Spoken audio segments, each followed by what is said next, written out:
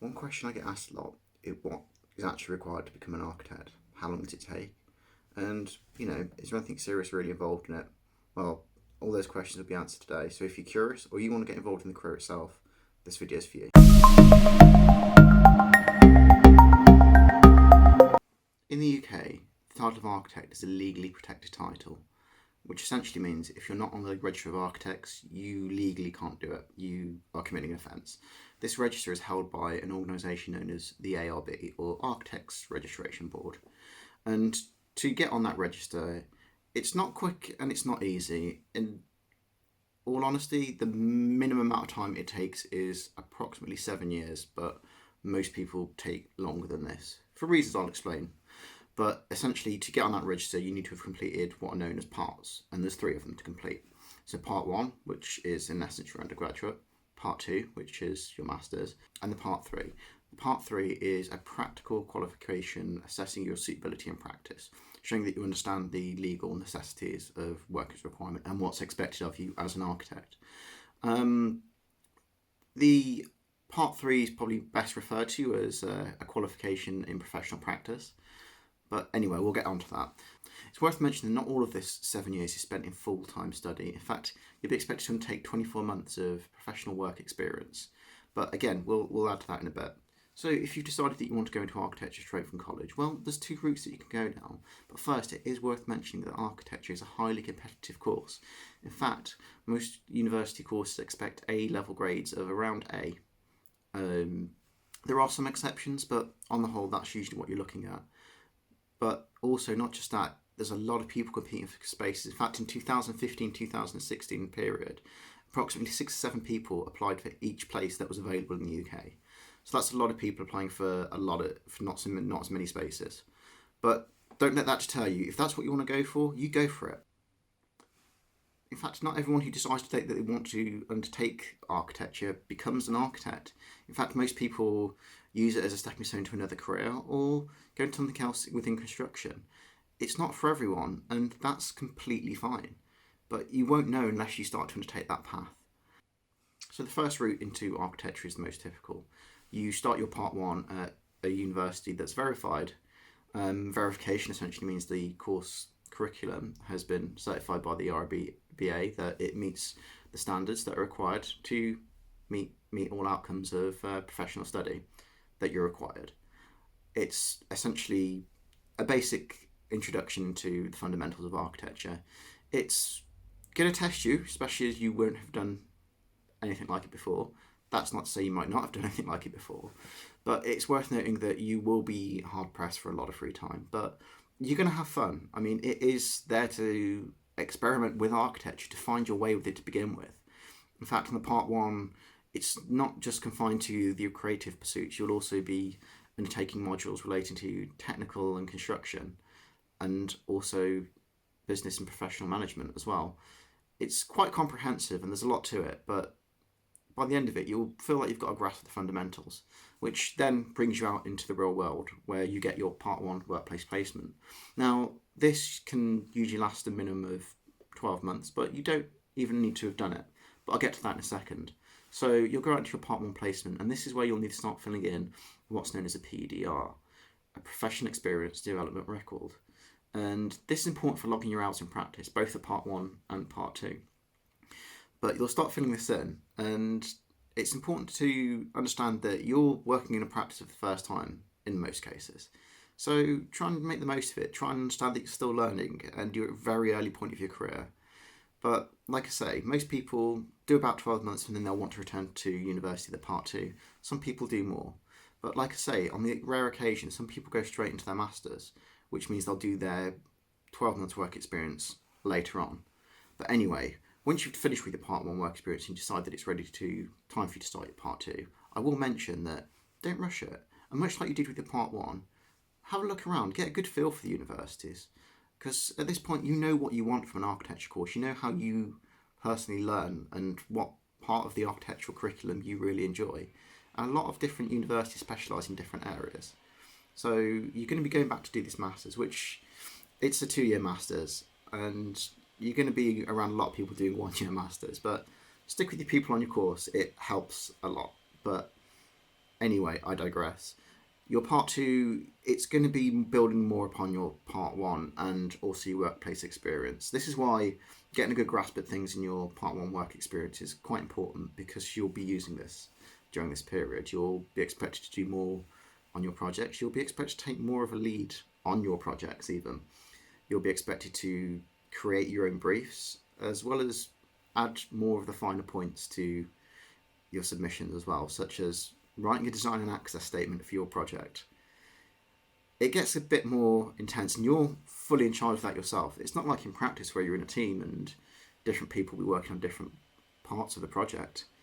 It's all on you, and you've got to deal with that from the very start to the very end. And not just that, there'll be more of understanding the construction of how your project fits together, and you'll be expected to address that. And likewise, the professional study as well. I remember, for example, on my part two, we had to run a whole mock business scenario where we were, as a group, we were creating a business, and we had to project how it was going to grow and develop over the next 2 years. And there's quite a lot to that, and we tried our best to be comprehensive with it. And I think that we did a good job, but like I say, you have to be prepared for this. It's going to be a lot. So when it comes to deciding to do your part two, just make sure you're ready. Because also, this is going to be the last amount of full-time education you'll be in, because the part three is done part-time, but we'll get to that. So, like I say, we come to the end of your part two, and once again, you're out in practice, but this time you're at part two, and you've got a bit more responsibility on your shoulders when you go into practice. You'll find that more is expected of you, but again, you'll still be learning. You'll still be gearing up to do the part three, and again, I can't stress this enough. Do not rush into the last bit. With the other parts of architecture, there is this kind of, you're still learning going on, but with the part three, you're expected to be coherent as a professional. There's a lot on your shoulders. And I think before you even undertake the part three, it's worth noting that you need that 24 months workplace experience. Not every university is the same. Some will say that you can gain more of that experience whilst you're doing the part three course. Although, just because of how much time it's going to take, I would strongly advise that you've got all that 24 months logged before starting the part three course. But anyway, the part two placement, the main things you'll need, a case study project that you'll want for part three that you'll be able to understand and write a coherent case study on. Relevant experience in all work stages, or at least most of the work stages. They're going to be looking at that during your part three, so it's worth getting it whilst you can. And honestly, part-time's the best amount of time to build up anything. There's kind of no responsibility on you at that point, and you're still kind of learning. So make the most of your part two, and like I say, don't rush into the part three. Once you feel that you've got enough under your belt, then that's time to move on to part three. Again, with part three, a lot of universities teach it differently, but there's kind of some core fundamentals that are the same across basically all part three courses. And that is, there's an academic unit, and that's the one that tends to vary from university to university on how they teach it and what's expected of you. Like I mentioned, there's your case study project. This is probably the most important thing you'll do during your part three. You'll have to be questioned on it later on. You'll have to make sure that it addresses everything it needs to address. And you've got a word limit on it as well. You will be doing so many versions of that, it will be hard work. And I can't stress this enough, but make sure you talk to people in your practice about the project, especially those that might have been working on it longer or might have more of an insight into the project. You know, it's only going to benefit you. As well as that, you'll also have to do a career evaluation where you're going to have to critique your personal career to date, as well as practices you may have worked at. And on top of that, you'll also have to sit a law exam, and you'll have to sit an interview at the very end of your course.